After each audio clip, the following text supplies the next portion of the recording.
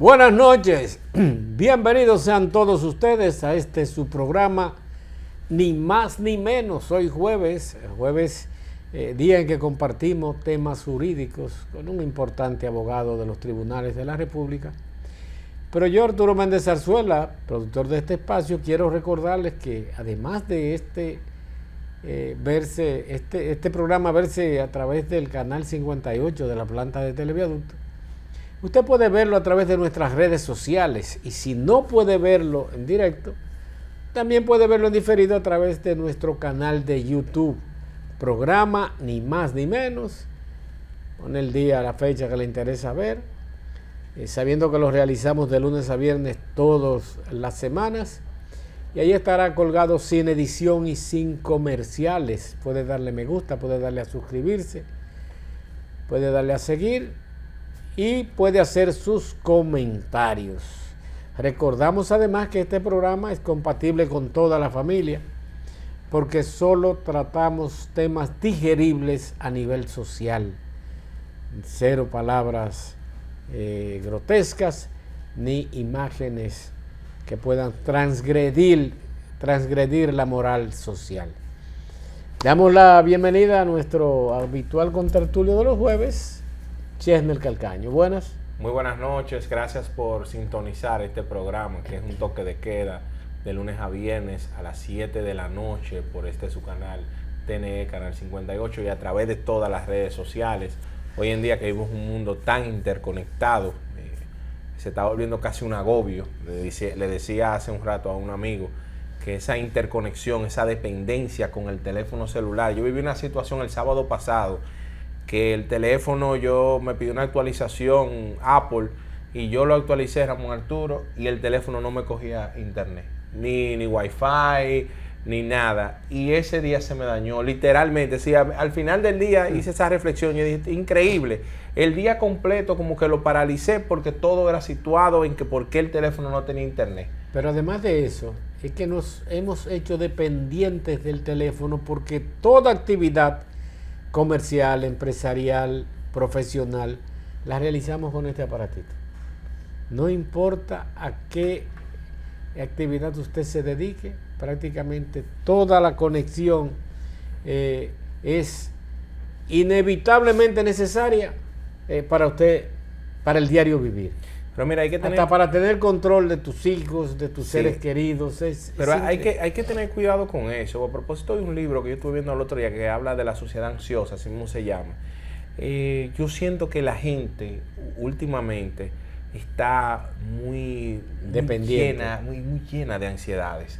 Porque si tú no tienes tu vida definida, si tú no eres una persona definida emocionalmente, Ramón Arturo, todo ese bombardeo de felicidad que tienen las redes sociales, porque es dopamina lo que brota en las redes sociales. Nadie en las redes sociales pone, mira que no tengo un peso, o mira que tengo un préstamo que está en mora. No. Todo lo que la gente publica por ahí es éxtasis y felicidad. Sí. Entonces, el que le está pasando mal, si no tiene conciencia de ello, al ver eso, entra en un estado de choque emocional, porque él dice, ven acá, todo el mundo está bien, pero yo estoy en un momento negativo, estoy en un momento de cuestionamiento. Por eso es bueno que la gente tenga presente que esos youtubers, instagramers, tiktokers que ustedes ven, esa no es su vida.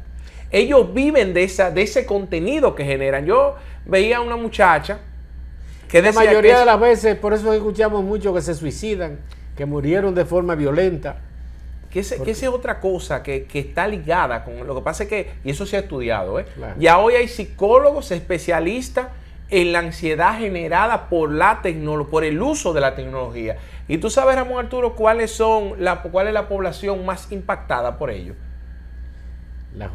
Los jóvenes y los niños. Porque aquí los padres, y bueno, hablábamos fuera del aire de eso.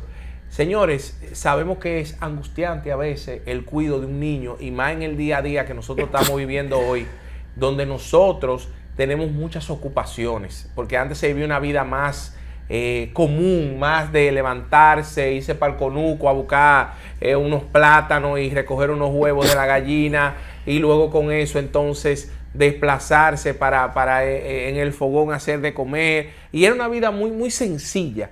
Hoy en día la vida exige muchas cosas, exige preparación, exige que las personas estén a la vanguardia de los tiempos, que estén actualizados, y eso crea muchas ansiedades. Y un tema que tú tocas, que hay que tener mucho cuidado con sus señores. Físicamente podemos estar mal. O sea, eso es algo cuando hay sobrepeso, cuando tenemos problema de hipertensión, cuando tenemos diabetes, cuando tenemos otros temas. Pero hay una enfermedad que nosotros no la queremos asumir, que no, a veces hay gente que le da vergüenza aceptarlo, que es la depresión. Cuando usted la sienta... depresión o el estrés, que son ambos los extremos. Exacto, cuando tú te sientas que tú empiezas en un momento mental de que tú dices yo no sirvo para nada, yo soy una persona que no tengo nada, que tú ves que tu mente te taladrea con pensamientos repetitivos y que se fijan, busca un especialista de la conducta. No lo hables ni con tu mamá, ni con no, busca un psicólogo para que puedas tú tratar esa situación que tienes, y para que ese psicólogo evalúe si lo tuyo necesita medicación para que te refiera a un psiquiatra. ¿Por qué, Ramón Arturo? Porque he visto en estos últimos días muchos suicidios, que ha aumentado la cantidad de personas que se suicidan. Por lo mismo. Entonces, mira, el Estado no tiene como una política. No, aquí no hay política, no, al contrario, aquí no hay política ni tratamiento público, no hay política pública de salud respecto a trastornos mentales. La única persona que trató, porque siendo funcionaria del sector salud y siendo profesional del comportamiento humano, fue Tati Guzmán Marcelino en el gobierno de Danilo Medina, el primer gobierno de Danilo Medina, cuando ella fue ministra de Salud, en el segundo gobierno, que intentó llevar a los hospitales y reverdecer aquel famoso 28, convertirlo en una especie de centro donde se pudieran tratar las enfermedades mentales. Pero hay una cosa, para concluir con este tema de mi parte, que quiero que tomemos en cuenta, y no es pecando de conformista. Chernes en el principio se refería a que estos youtubers planteaban y hacían ver una vida de ensueño. Prácticamente todo era verde y luminoso, todo es verde y luminoso según el enfoque que se le da. Y sin ánimos de que seamos demasiado optimistas o pesimistas, es bueno que usted sepa que en la vida nada es tan blanco como alguna gente lo quiere hacer, ni tan negro como usted puede presentirlo. Hay una frase que desde hace mucho tiempo se usa, que dice que siempre hay personas que viven mejor y peor que tú.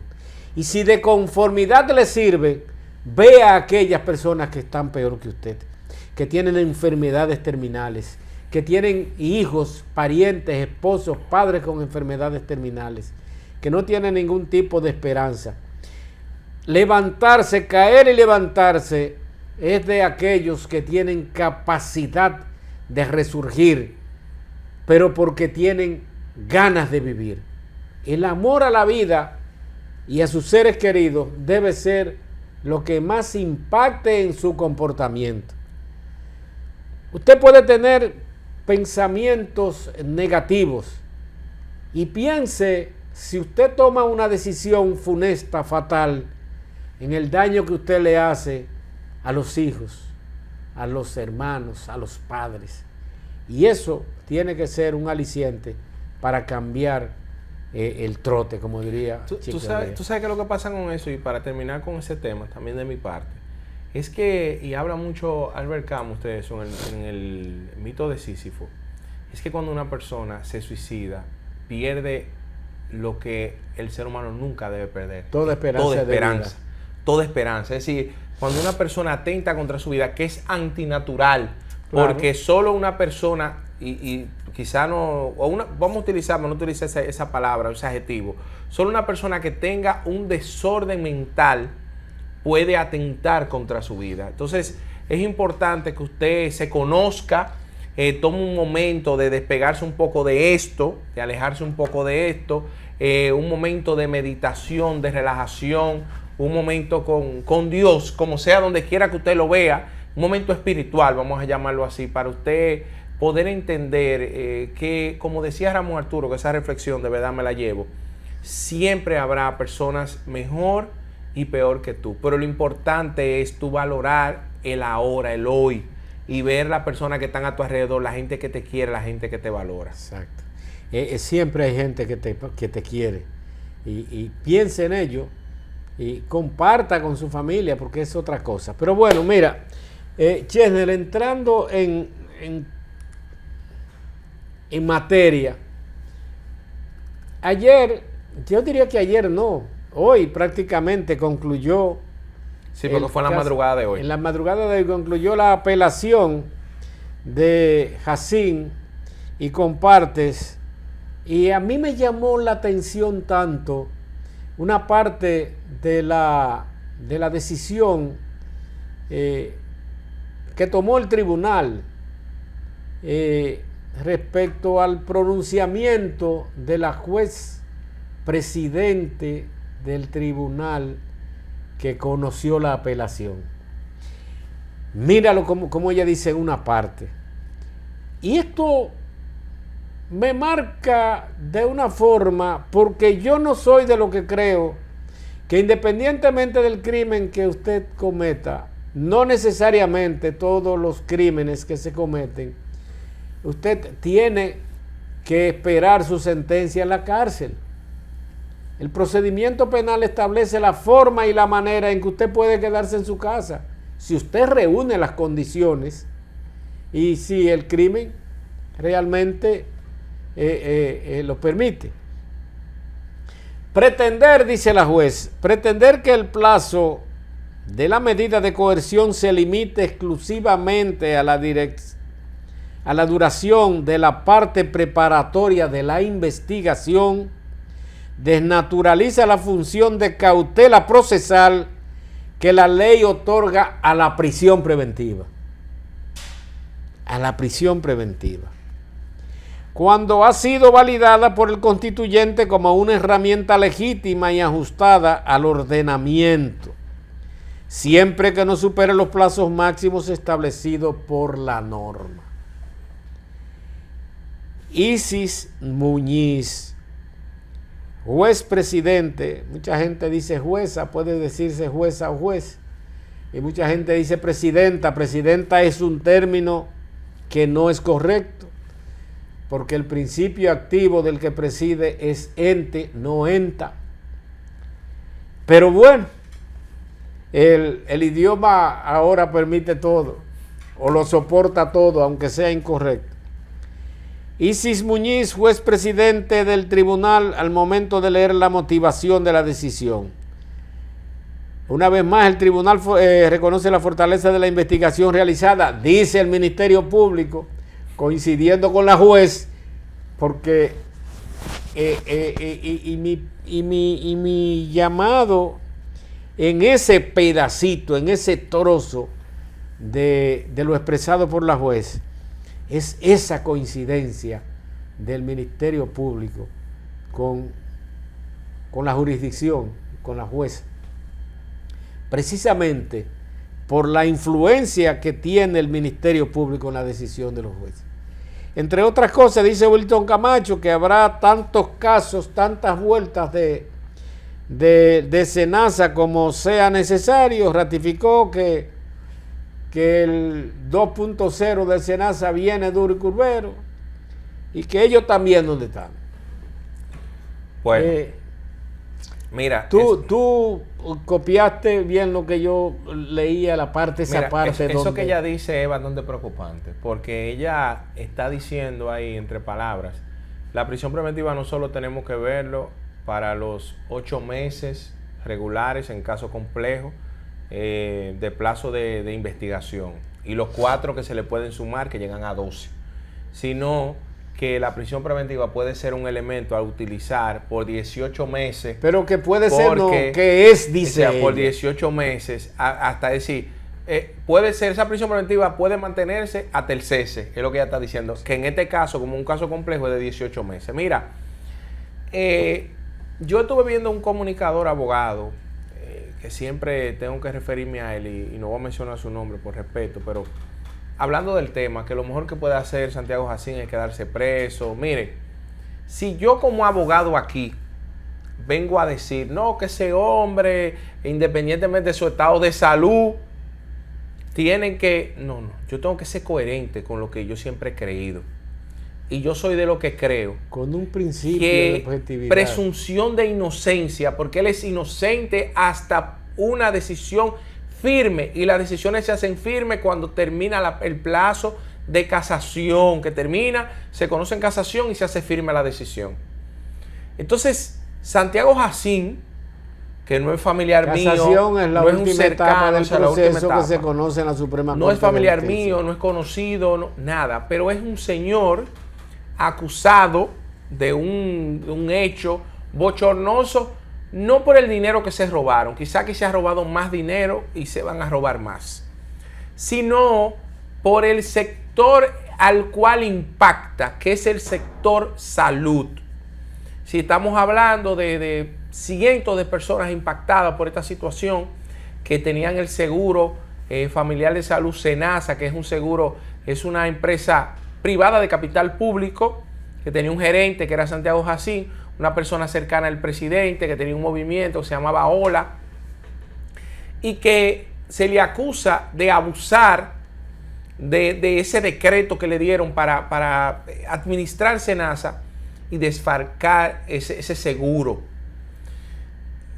Pero yo creo que nosotros tenemos que seguir propugnando, porque no queremos, no es pan y circo, como nos dieron con el caso de Brecht, donde hoy en día vemos a Víctor Díaz Rúa dando entrevista y Víctor dice, el ingeniero, que él es más famoso y más aceptado que antes. Pero Ángel Rondón también. Entonces, no puede ser posible que nosotros sometamos a las personas a la privación de libertad, independientemente de su situación de salud, como está este señor que tiene esclerosis. Es decir, ¿qué conlleva esto? Que este señor, cuando viene a ver este señor, no va a haber sentencia definitiva.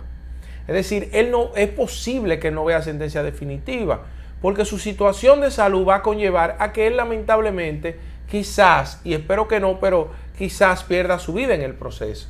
Entonces, déjame hacer un paréntesis, Chender. Nosotros aquí no estamos defendiendo, ni Chender está defendiendo a Santiago Jacín, ese ladronazo que presumimos que es. No, es un principio jurídico, el que debe primar en todo proceso como garantía de la tutela judicial efectiva. Que eso es lo que debemos fortalecer. Entonces, mira, lo peor de todo esto es que a nosotros nos vieron la cara. Te dice, ¿cómo que no vieron la cara? Se dijo en inicio de este proceso que no había acuerdo con nadie. Exacto. Porque aquí la persona más beneficiada de todo esto, en su casa, que es el apellido Riz, creo que es Riz. Entonces, quien más se benefició de todo este entramado, que estamos sobre la base dándole valor de verdad a lo que dice el Ministerio Público, porque nosotros no somos jueces para producir pruebas y fijar unos hechos. Los hechos se fijan en juicio. Pero según lo que el mismo Ministerio Público, la retórica que el Ministerio Público construye, ese señor fue más beneficiado y una señorita también, pero ellos entonces se le dio una prisión domiciliaria y dicen que no hay acuerdo con ellos. A mí me gustó algo que dijo Manuel Cruz, dijo que parece que de parte del Ministerio Público hay personas que creen que el único que leyeron el libro Nacho y que estudiaron fueron ellos, y que los demás son un grupo de salvajes idiotas. Entonces, no podemos venir ahora a decir, no, que hizo bien el tribunal. A mí me preocupa eso que dice la juez. Pero tú sabes qué es lo que está pasando con muchos jueces. Y a mí eso no debe ser. Que están queriendo saciar el clamor social. Entonces, hoy en día tenemos un Ministerio Público que quiere construir ideas en la prensa, pero vamos a suponer que sea verdad eso. Bueno, tendrán su castigo.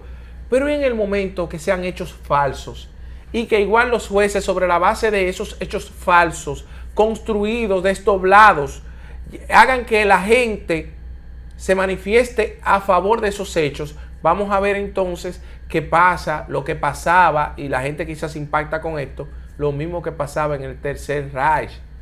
¿Qué pasaba en el Tercer Reich en Hitler, Alemania? Que las decisiones que tomaba Hitler, que eran decisiones descarnadas, que acabó casi con una civilización, con los judíos, eran decisiones legales y validadas por los tribunales. Eran los tribunales. Hay un libro ahí que se llama Los jueces del Apocalipsis, que habla de eso. Entonces, los jueces deben dar decisiones contramayoritarias, dar decisiones de garantía a los imputados, aunque la gente no le guste. Porque eso es lo que protege la ley. La gente dirá, los ladrones, no. Lo que pasa es, como decía Miguel en un video anterior al que vimos la semana pasada, es que mientras la gente ve, Ramón Arturo, y yo entiendo la indignación, que dejan preso a una gente por un racimo de plátano, por un conejo, por un cerdo que se robó, que robar es robar, no importa el monto. Entonces, los que roban más, entonces son liberados. Entonces, ahí es que la gente viene ese choque. Dice Suazo, el profesor Suazo, que el que se roba una luz roja o un tanto en dominó es tan ladrón como el que se roba 100 millones. Pero con esto nos vamos a nuestra primera pausa y cuando retornemos seguimos tocando temas de interés jurídico para todos. No le cambie.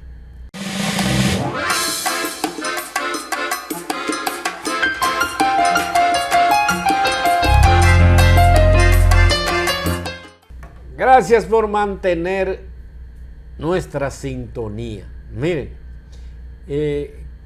como este programa trata temas necesariamente jurídicos y que afectan, jurídico afecta lo social y lo político, porque somos una sociedad constituida en función de la actividad política, no esa actividad politiquera de los partidos. La Constitución es política, las leyes son políticas. En sentido general, vivimos en una sociedad política.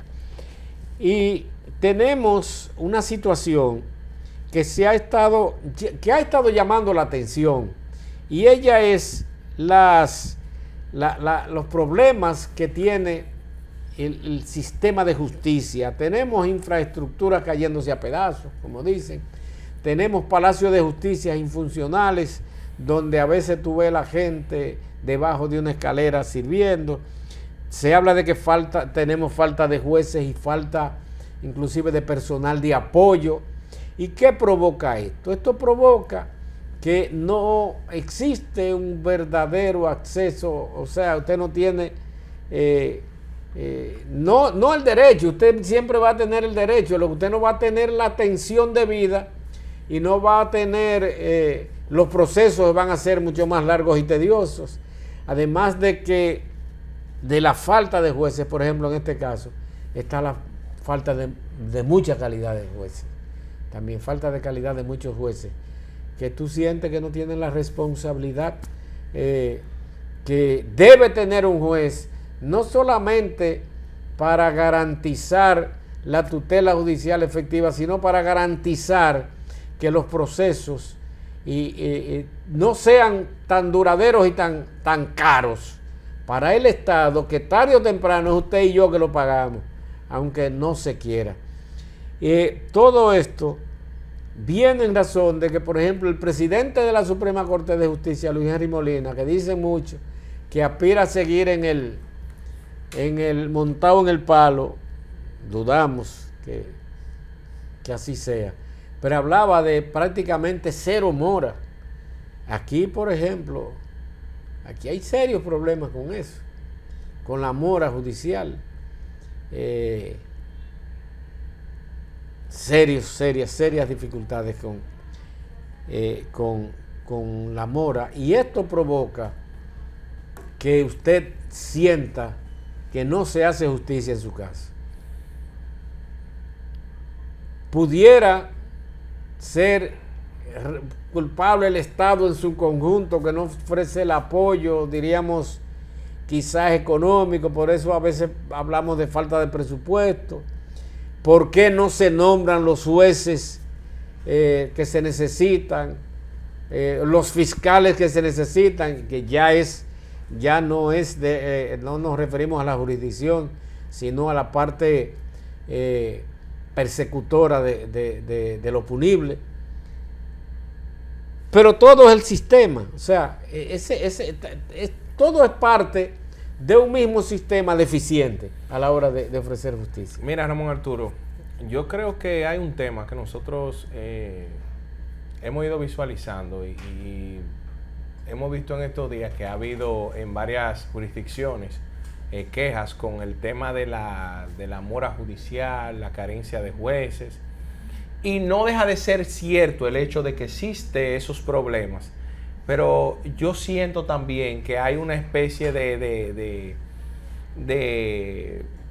plan, un plan orquestado para de alguna manera quitarle brillo a algunos logros que tienen los 7 años que tiene Luis Henry en la Suprema Corte de Justicia, que lo tiene, y otros que no lo tiene, porque es como Ramón Arturo le ponen a manejar un vehículo y él lo maneja de una manera, me lo ponen a mí y lo manejo de otra manera.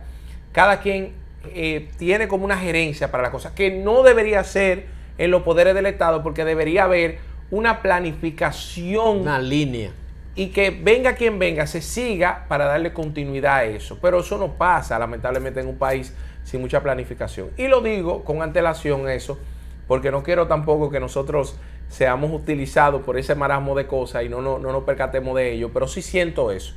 Yo siento que el presidente de la Suprema Corte de Justicia se quiere quedar.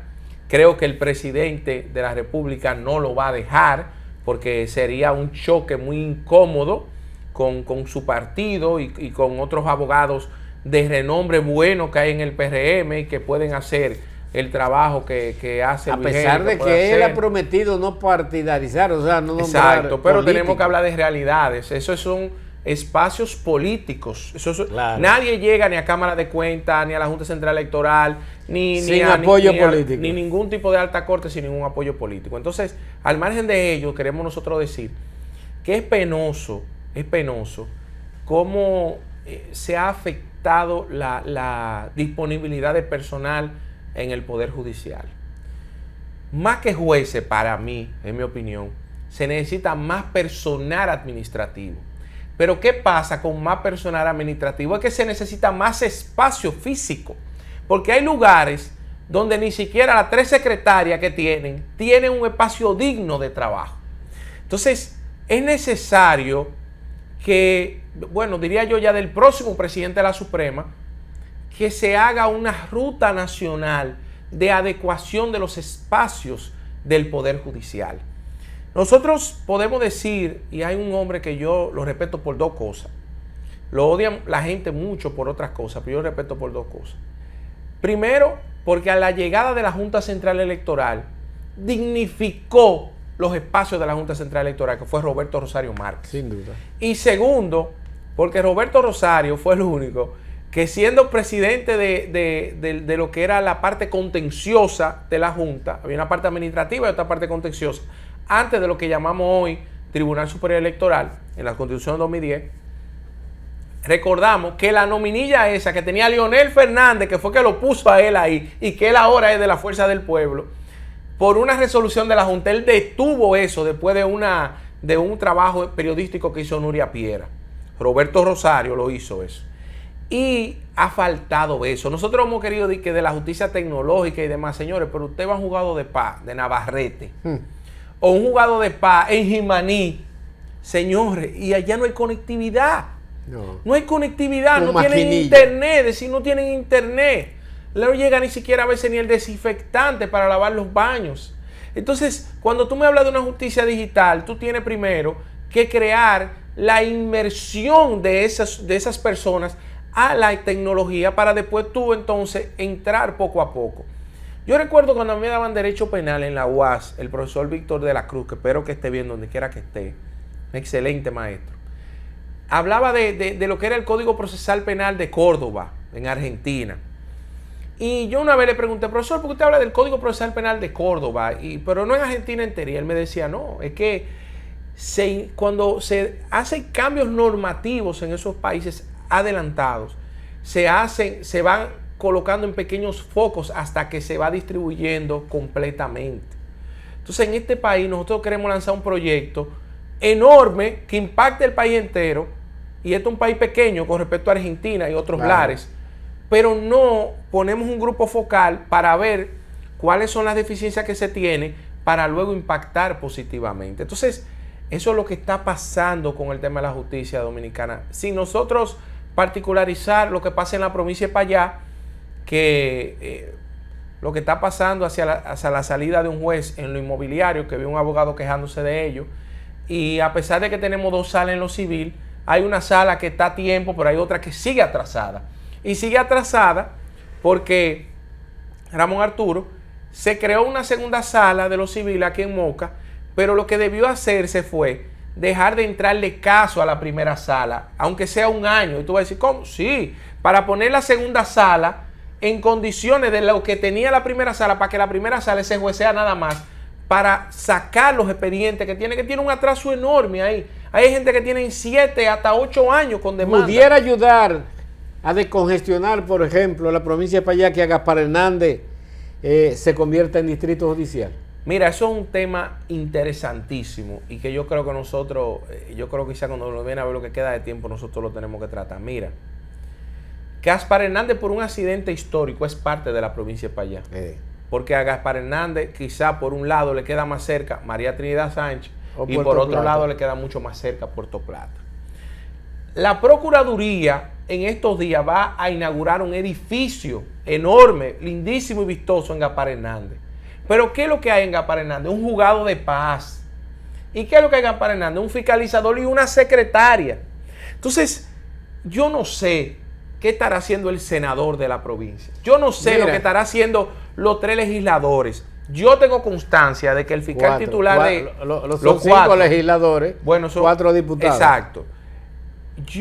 Pero es bueno que sepamos que desde Andrés Bautista García, que fue senador, se sometieron resoluciones y se propuso, y lo hizo José Rafael Vargas, quien duró 2 periodos también, y ahora lo propuso el senador Carlos Gómez. Pero lo que te digo... ¿Qué faltaría? No, pero no son resoluciones. Porque un tribunal debe estar creado por una ley. No, claro. Lo que debería hacerse, y Carlos Gómez y todos los senadores, todos los diputados de la provincia de Payá, son del partido de gobierno. Y eso no es una ley del otro mundo. Eso no tiene más interés que crear un espacio jurídico en esa provincia. Pero está bien, pero tendría... seguiría siendo, por ejemplo, Moca distrito judicial. Tendría que convertirse en departamento judicial. No necesariamente, porque mira qué pasa. Si tú te vas a la Corte Penal de San Pedro de Macorís, ¿qué coge esa Corte Penal? El Ceibo, La Romana, San Pedro, Atomayor, Higüey. Todo eso lo tiene esa corte. Y aquí, ¿qué es lo que tendría la Corte de La Vega? Bueno, Cotuí, Constanza, Jarabacoa, la misma Vega, Monseñor Noel. Moca, bueno, Monseñor Noel y Gaspar Hernández. Pero ¿qué es lo que tú haces? Bueno, en principio crear un juez de intrusión en Gaspar Hernández. Un juez de intrusión y un tribunal colegiado itinerante o, en su defecto, una cámara penal. Porque ahora, con la modificación del Código Procesal Penal, el juez de cámara penal va a poder conocer hasta hechos de punibilidad de 10 años. Exacto. Entonces, hay que entrar con ese proyecto porque... Entonces, sería un distrito judicial sin corte civil, ni laboral, ni jurisdicción inmobiliaria. Eso, como te digo, no pudiéramos nosotros en un primer principio. Yo creo que ahora lo que más impacta, independientemente de que Gaspar Hernández con los temas civiles e inmobiliarios tiene mucho conflicto. Ahí hay mucho conflicto más que Moca, con terrenos registrados y no registrados. Ahí debería hacerse un proyecto, quizás, para desplazar el tribunal inmobiliario o poner un juez itinerante. Pero en principio nosotros tenemos que abogar para que la gente de Gaspar Hernández, Ramón Arturo, que tengan un caso de golpe y herida que pase de 20 días, tengan que venir de Gaspar Hernández con una guagua para acá, para el municipio de Moca. Y muchas veces no recurren a la jurisdicción porque yo lo voy a coger para Moca por ese disparate. ¿Me entiendes? Entonces, y casos se quedan. No hay acceso. Oye, hay abogados que si sabe que la víctima es de Gaspar Hernández, lo único que tiene que hacer es aplazar esa audiencia lo más que él pueda. Sí. Porque va a llegar un momento que esa víctima va a llegar al cansancio. Entonces, vuelvo y te digo, tengo constancia que el fiscal titular, Yorevis Rivas, ha propugnado mucho, lo hizo con Carlos Alberto cuando era diputado, me dicen también que lo hizo con el senador Carlos Gómez, porque hay una preocupación con eso. Lamentablemente, tú sabes mucho más que yo que eso. Yo no sé si Gaspar Hernández ha tenido un legislador, un diputado. No lo sé. Sí lo tuvo, no lo sé si lo ha tenido. Gianni Ortega, recuerdo. Pero tenemos que ir lamentablemente a nuestro segundo corte comercial y cuando retornemos continuamos con este interesantísimo tema. No le cambie.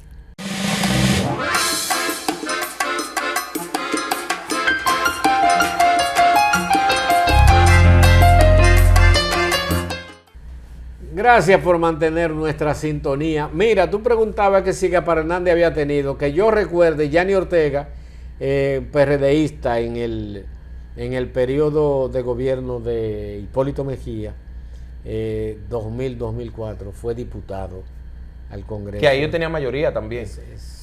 El PRD tenía mayoría también. Pero la mayoría que debe primar es la del interés de que las cosas se hagan. Yo creo que el pueblo de Gaspar Hernández debe movilizarse en ese sentido. ¿Tú sabes qué pasa? Debe movilizarse en ese sentido. Tú sabes qué pasa también, que vemos, por ejemplo, aquí hay 4 legisladores PRMistas, están divididos.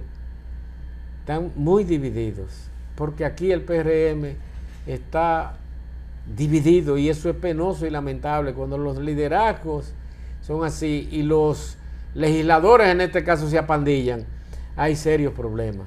Mira, pero yo espero de verdad ese tema porque es una zona vasta, enorme, y a mí siempre me ha dado mucha congoja yo ver que lamentablemente en Gaspar Hernández muchas de las situaciones no se judicializan porque la gente, como decías tú, no pueden venir al municipio de Moca porque a veces económicamente, el desplazamiento, la loma, todo eso. Y yo creo que es importante que ahora que se va a hacer ese edificio de procuraduría allá, que lo que va a tener un fiscalizador y una secretaria, pero al final los expedientes se van a tener que mandar para Moca. Entonces, qué bueno sería. ¿De qué vía se está construyendo el edificio, por ejemplo? Por la Procuraduría lo está haciendo. Igual que la Procuraduría hizo uno para trata y tráfico de personas también. Esta gestión se está haciendo, el de trata y tráfico de personas.